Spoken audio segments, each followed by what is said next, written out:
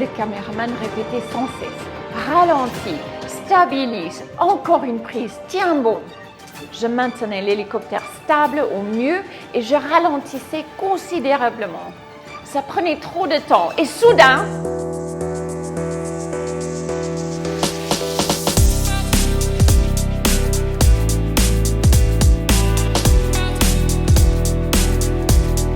Bonjour les amis et bienvenue à bord Fly High avec Carole la pilote. Petit rappel, je fais référence aux hélicoptères Robinson, moteur à piston, car la plupart de nos élèves apprennent à piloter sur ces appareils. On va commencer par une histoire basée sur une expérience réelle d'un pilote commercial nouvellement qualifié. C'était l'une de mes premières missions de tournage aérien et j'étais ravie parce que j'adore ce type de travail. Le mélange de technique de vol et du travail d'équipe avec les caméramans est quelque chose que j'apprécie vraiment. J'avais passé beaucoup de temps à me préparer en m'assurant que tout était dans les clous et que le plan était solide. On filmait dans une région magnifique en France, les montagnes de Jura. C'est un endroit splendide avec des lacs, des rivières, des cascades, des villages pittoresques et des falaises. C'était une belle journée d'été. On a prévu de décoller tôt pour profiter de la fraîcheur, plus propice à ce type de mission. Mais l'équipe est arrivée un peu en retard et la mise en place de leur équipement a pris plus de temps prévu. Finalement, on a décollé à 10 heures, avec exactement 1 heure pour accomplir la mission. Tout se passait super bien.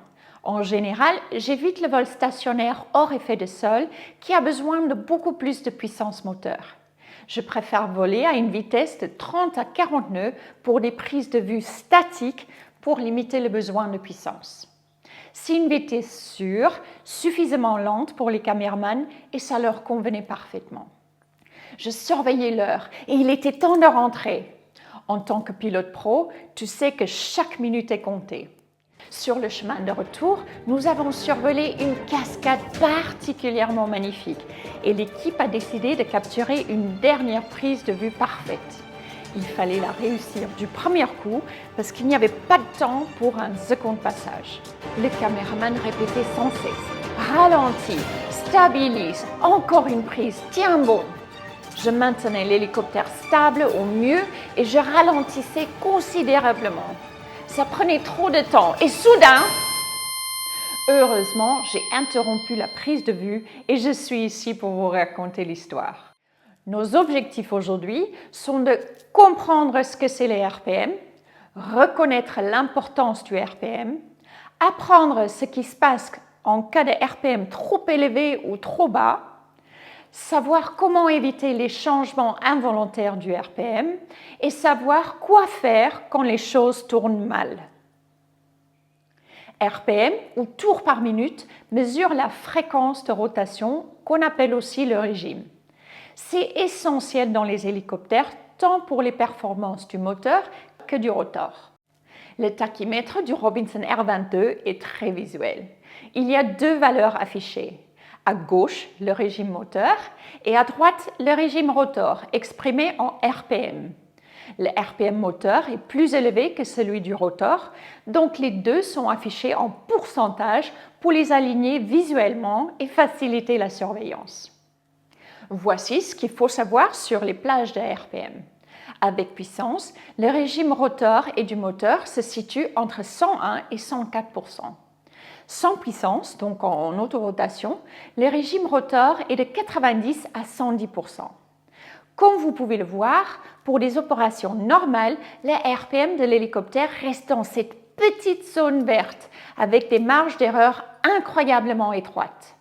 Rester dans cette zone garantit une portance suffisante. Et en parlant de portance, vous vous rappelez c'est la formule de la portance. Cette variable est de mes ρ. Le symbole ρ représente la densité de l'air. Une densité d'air plus élevée améliore les performances. Mais bien qu'on ne puisse pas les contrôler, il est essentiel de comprendre les facteurs qui l'influencent. La pression atmosphérique, la température, l'humidité et l'altitude. Pour de meilleures performances, on préfère une pression atmosphérique plus élevée, une température plus basse, moins d'humidité et une altitude moins élevée. Le coefficient de portance, Cz, est lié à la forme de la pale du rotor et à l'angle d'incidence. Bien qu'on ne puisse pas changer la forme des pales, on peut contrôler l'angle d'incidence en ajustant le collectif pour modifier le pas des pales. Le prochain facteur est S, représentant la surface des pales et du disque rotor. Normalement, la surface reste assez stable parce que les pales ne changent ni de longueur ni de largeur. Cependant, des facteurs comme le régime rotor, la masse et des forces G peuvent influencer la surface du disque rotor. Le bas régime, autrement dit low RPM, une masse importante ou des forces G excessives peuvent augmenter l'angle de conicité. C'est l'inclinaison vers le haut des pales, réduisant ainsi la surface effective. En maintenant un bon régime, en gérant la masse et en volant en douceur, on peut indirectement contrôler l'angle de conicité. Enfin, nous avons la vitesse au carré, qui fait référence à la vitesse de rotation des pales à travers l'air ou au flux d'air autour des pales. C'est directement lié au régime du rotor. Comme la vitesse est au carré dans l'équation de la portance, tout changement de RPM rotor a un effet exponentiel.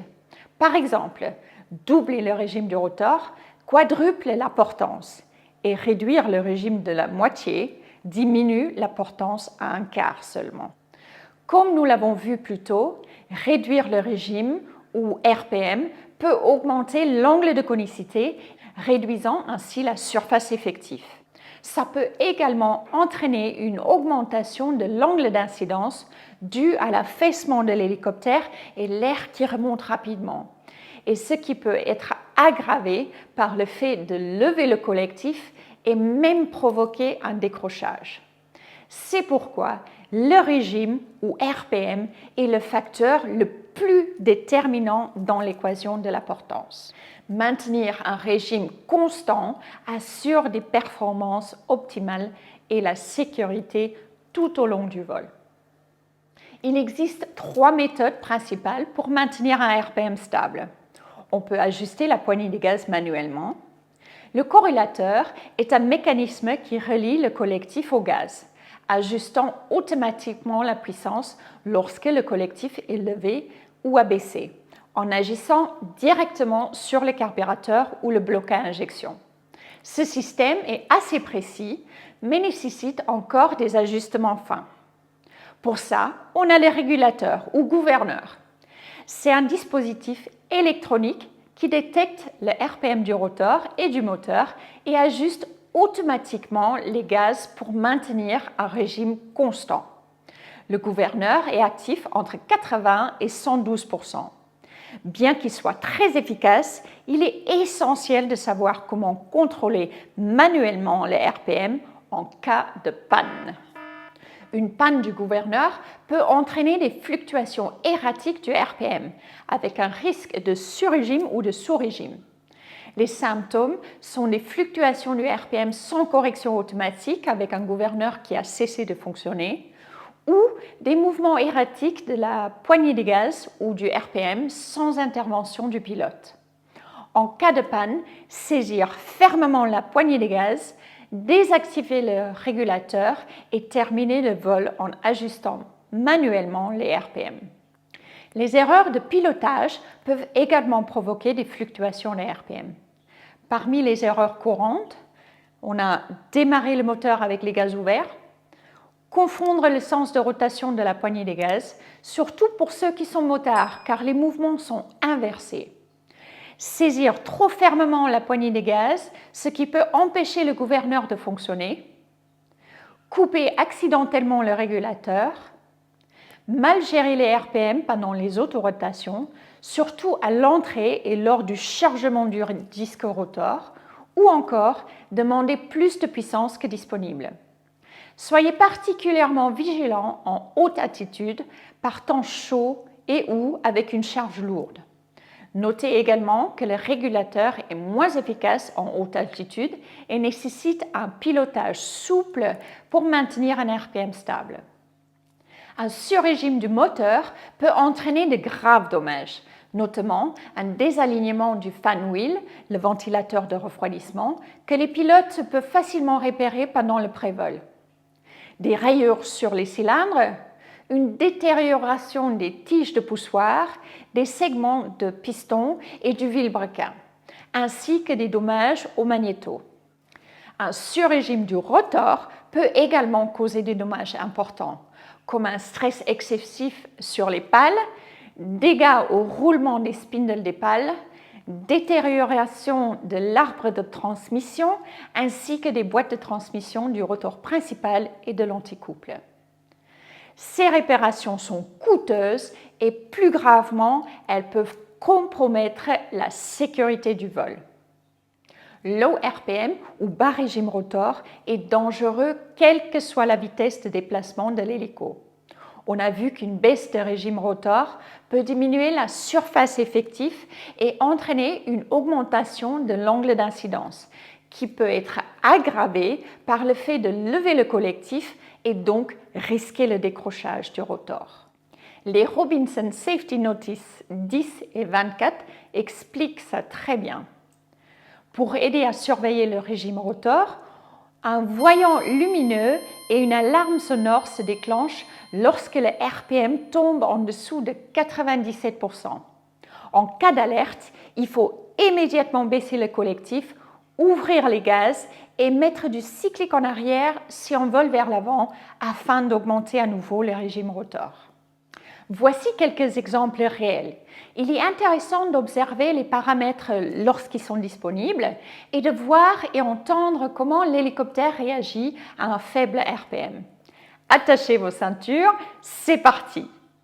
Dans cet exemple, concentrez-vous sur les sons d'alarme du rotor et du moteur, puis les vibrations inhabituelles au début du clip.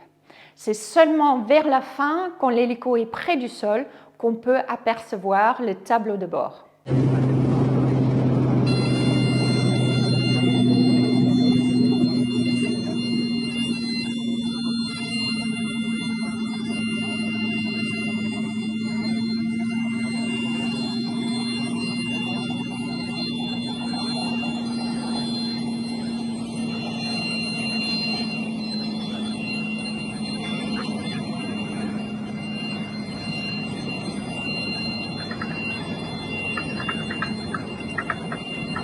On voit que l'altitude est d'environ 2700 pieds, avec l'indicateur de vitesse affichant 60 nœuds et une pression d'admission d'environ 25 pouces.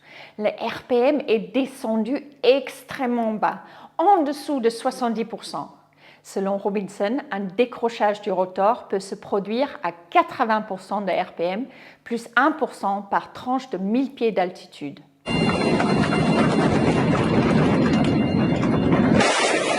Je suis convaincue que cet accident aurait pu être évité avec la bonne manœuvre de récupération.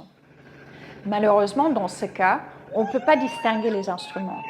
Il a l'air de faire beau, il est possible que l'hélicoptère était trop lourd, mais on ne peut pas le confirmer par manque d'informations. L'alarme s'est déclenchée peu après le décollage.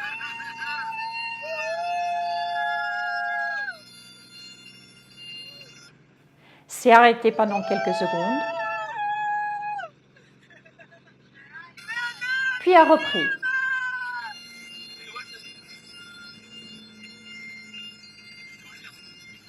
Il n'y a aucun signe d'une tentative de manœuvre de récupération. Dans cet exemple, l'altitude est d'environ 2000 pieds, avec une pression d'admission de 25 à 26 pouces et une vitesse indiquée d'environ 100 nœuds. Le RPM chute à environ 80%, le taux de descente augmente jusqu'à 2000 pieds par minute, accompagné de vibrations extrêmes.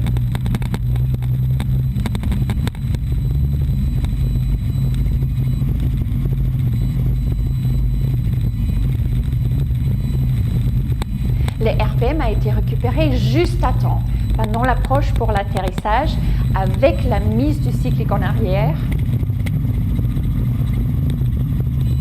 et puis une baisse de collectif, et donc la pression d'admission.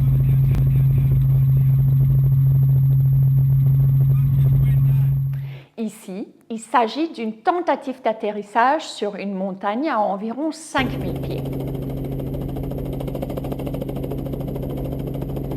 L'hélicoptère est proche du sol et en quasi stationnaire, nécessitant une augmentation de puissance. L'alarme a sonné quand la pression d'admission a été augmentée.